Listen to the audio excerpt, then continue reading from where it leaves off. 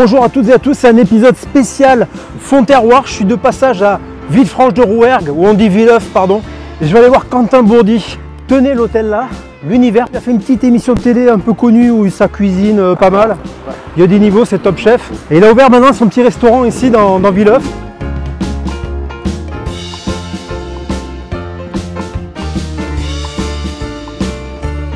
Bonjour. Je prends l'accent véronais. Bonjour. Quentin, ça va? Ça va ça bien? Commence bien. Je chambre, moi je suis gersois à la base. Si on fait un concours d'accent, ça s'entend plus. Parfait. Encore une fois. Ça chambre, voilà, je savais, les Aveyronais, on n'est pas là pour tuer le cochon.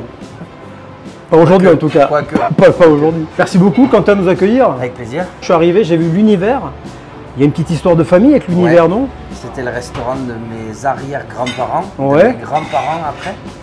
Et que j'ai repris, que j'ai tenu pendant 10 ans avant de déménager, de fermer là-bas et de déménager ici. Ah carrément, ouais, donc tu as travaillé quoi? Oui, je l'ai repris, j'étais pas trop, j'ai un peu travaillé. T'as commencé là? Ouais. Bon, te lève pas, je sais, je veux pas que tu te lèves. Si tu te lèves, ça a été de là à là quoi. On va rester là. Moi t'es à ma taille. Donc c'est une vraie histoire de famille et là tu as traversé traverser la rivière. La rivière. Et un petit lieu qu'on a repris, qu'on avait acheté avec Noémie en 2014. J'ai pas entendu qui ça? Noémie. C'est qui Noémie? Tu vois pas qui c'est? C'est le temps, mon vieux. Elle est jamais loin Noémie, elle est jamais loin. Alors Noémie, vous êtes mariés ou pas? Oui, sur le papier. Vous avez les choses, ouais? Depuis 10 ans. Ah, depuis 10 ans vous êtes mariés? Depuis 10 ans. Vous êtes mariés? Mariés. Je peux être invité, bon je ne connaissais pas en même temps. Non. Je ne sais pas encore invité. Ça, je ne suis toujours pas invité moi. Noémie, donc vous êtes connue après Top Chef, c'est ça? Et du coup, elle est venue s'installer en Aveyron, elle a participé à cette affaire qu'on a tenue pendant 10 ans, l'affaire de ma famille. On a décidé de fermer pendant le Covid. Puis, du coup, on avait ouvert ce petit bistrot dont j'avais gardé le loyer pendant cette période-là et qu'on a transformé en une petite affaire sympa, qui tourne bien. Et ouais, tout va bien quoi. C'est pourquoi Jacques Addy? Parce que mon grand-père s'appelait Jacques. Ouais. Et on voulait trouver un nom un peu sympa avec ça. Jacques Addy, ça nous a semblé un peu... c'est venu naturellement. Et puis parce qu'on fait une cuisine qui est héritage de la sienne.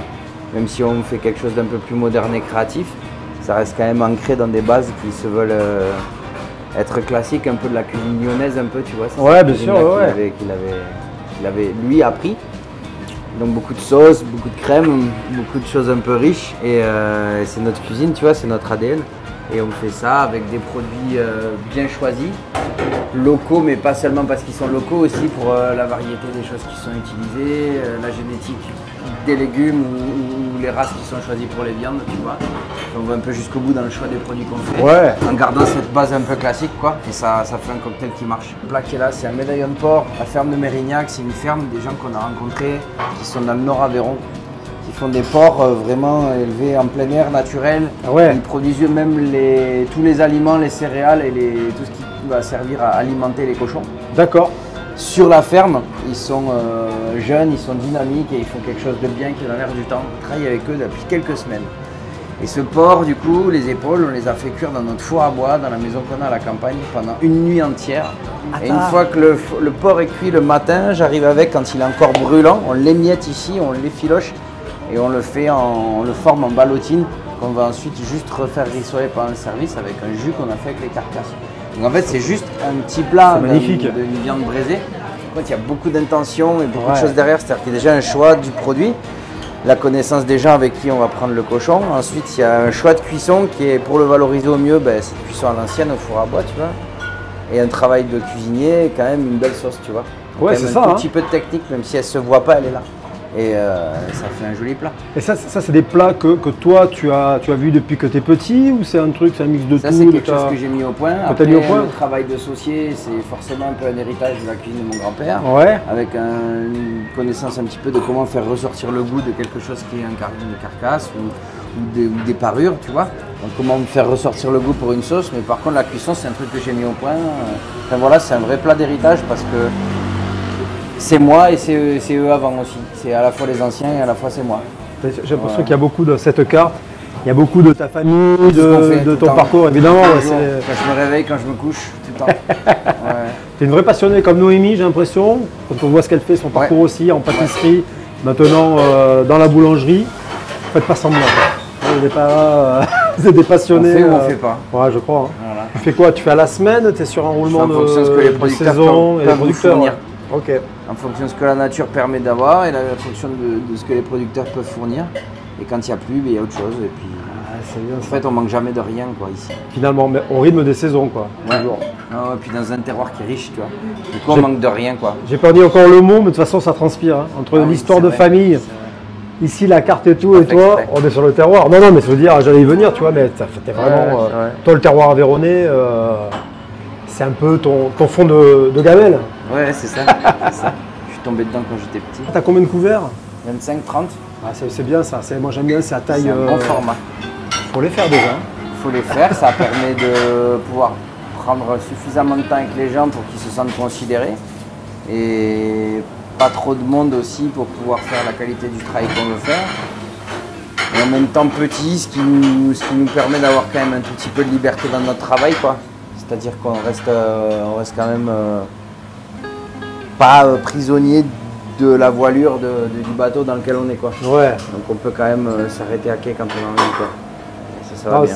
c'est chouette. Alors, je vais prendre la tête de veau d'Aveyron pochée, servie en cocotte, vinaigrette aux 2 moutardes façon Maître Jacques, pommes de terre vapeur, œuf dur, persil, bim. Moi, je prendrais ça tout à l'heure.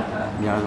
Il y a d'autres projets un peu à venir? Là, on est encore là pour un peu moins d'une année, apparemment, Ah bon? a priori. Et puis, on est sur un projet qui se prépare à la campagne, à une vingtaine de kilomètres d'ici, une quinzaine de kilomètres d'ici, sur une auberge de campagne avec une boutique de producteurs et articulée autour d'un four à pain, une belle grange, qui devrait voir le jour peut-être l'année prochaine, sinon l'année d'après. Ça, c'est une exclue fond de terroir. Hein. Merci Quentin. Ouais. Ça va s'appeler Jacques a dit encore ou Jacques a toujours dit? Ça s'appellera le ripunchou. Ah, t'as déjà le nom? Ouais. Encore le. Non, t'es pas l'exclu, le là. premier, t'es le deuxième. Ah mince! Ah, deuxième, c'est pas grave. C'était quoi ici avant? C'était un petit. C'était un bar boîte de nuit. C'est vrai? Ouais, Sérieux? ouais, c'était grosse ambiance et il y avait beaucoup de musique et c'était très tardif et c'était plutôt un bar. Nous on a utilisé ce bar là mais pour en faire plutôt un passe de cuisine. Et dans cette voûte en pierre qui est bien fraîche, tu vois là on est en plein été, il fait chaud mais il fait frais quoi et on est bien. C'est bien. Passer dans mi travail là, t'as l'équipe à fond. Combien de personnes avec toi là qui On est travaillent? 4. Quatre. 3. Enfin, moi je suis le patron et chef. Il y a un cuisinier à plein temps, un serveur à plein temps et une apprentie. Et moi qui suis un peu entre tout le monde quoi. Mais t'as toujours les mains dans les fourneaux quoi. Pas tellement. C'est vrai, ah ouais. Je suis un peu. Oui, il y a des jours où je suis seul en cuisine, il y a des jours où je suis seul en salle. Et il y a des jours comme aujourd'hui où je suis ni d'un côté ni de l'autre, quoi, tu vois. Mais enfin, c'est bon quoi, c'est une affaire qui se tient à 4. Parce que l'apprenti, on la considère comme une personne à part entière, on est 4 quoi. Mais pas tous les jours 4 parce qu'ils font tous des semaines de 4 jours. C'est vrai? Ouais. Ça, Donc, ça, pardon, en restauration, c'est ouais, c'est pas mal. chic hein. Et il y en a, bah, du coup, il y a un jour où je suis seul en salle, il y a un jour où je suis seul en cuisine. Ah, et tu le fais pour permettre Moi, à je suis tes là 5 équipes jours, d'avoir mais- eux 4 jours quoi. Ben ouais, parce que les heures, en fait, ils les consomment vite, quoi. Donc, il y a un bon équilibre entre leur vie personnelle et leur vie professionnelle. Et quand ils sont là corps et âme, quoi. Ça, c'est cool. C'est bien. Est-ce qu'on ne dit pas quand même que ça a un peu évolué cette mentalité où avant la cuisine il fallait un peu en chier Ouais. ou c'était ou quoi? Maintenant il y a ta Je l'ai génération. fait, ça. Non, mais même, je l'ai fait, moi. Toi aussi tu l'as fait J'ai quoi. été patron en demandant à mes gars d'en chier, quoi. Ouais. Et c'est moi, dans ma vie personnelle, qui en suis revenu. Le Covid a servi à ça aussi. tu Ah vois, bah mais, c'est vrai. on est passé sur un autre rythme et même moi, je me sens plus à l'aise de leur demander des choses parce que je vois qu'ils sont plus à même de les recevoir parce que ils sont là 4 jours, du coup ces 4 jours-là, c'est quand même quand ils arrivent, ils sont reposés, ils sont motivés. Je sais pas si c'est pas aussi une culture un peu anglo-saxonne. Si t'es bien dans ta tête, tu seras bien au travail. Et je sais pas si On c'est y par vient. rapport au côté anglo-saxon, je pense que c'est plutôt une mentalité même plus ancienne que ça, tu vois, la mentalité des compagnons. Les compagnons qui sont là depuis plus longtemps que même les anglo-saxons, même plus loin que les États-Unis existent, tu vois. C'est être heureux dans son travail. Et le travail, il a une dimension qui fait grandir la personne, tu vois. Ça ne veut pas dire juste travailler, c'est pas être apologiste du travail, ou de l'entreprise ou du gain d'argent. C'est juste choisir un métier et du coup une vie qui te permettent de t'épanouir en tant que personne. À partir de ce moment-là, que ce soit le métier, que ce soit ta vie personnelle, les choses sont fondues et l'un et l'autre te font grandir, quoi.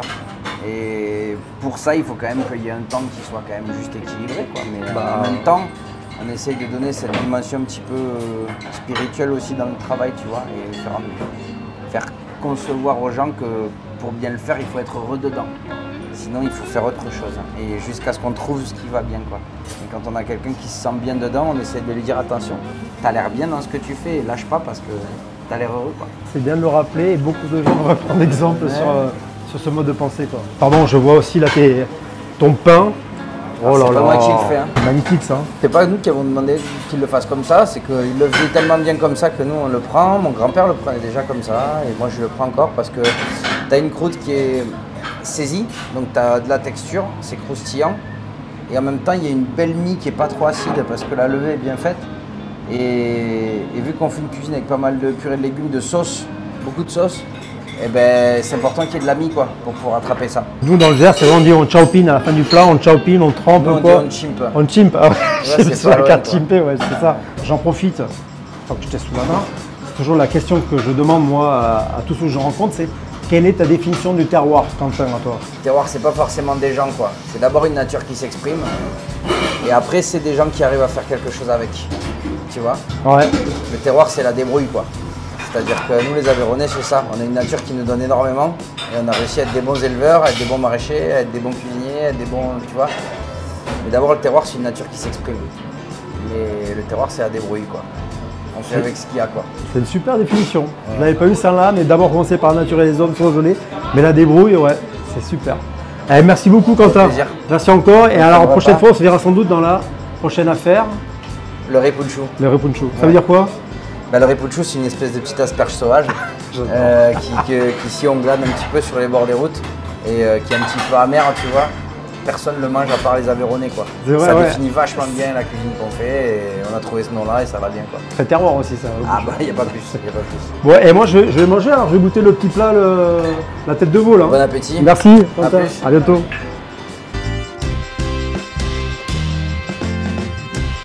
Alors, je goûte la tête de veau d'Acadie. La tête de veau de la famille, c'est la recette ancestrale de l'arrière-grand-père de Quentin. Avec la sauce ravigote. Ah, ravigote, La ravigote. sauce ravigote. Ouais, c'est délicieux. Bah, bravo. Hein. Jacques Acadie, délicieux. Noémie, ton mec, ton mari est incroyable. C'est son histoire familiale. Je vois maintenant pourquoi ça a bien matché. Hein. Pourquoi je l'aime? Vous êtes des personnes entières tous les deux, des gros bosseurs, des gens attachés à votre terroir, des passionnés.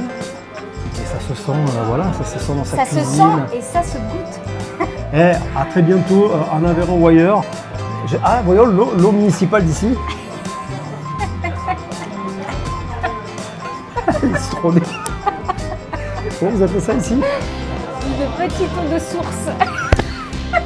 Ouais, à quelques degrés, ça c'est pas mal ça. Et à bientôt, adieu quoi. Allez, salut.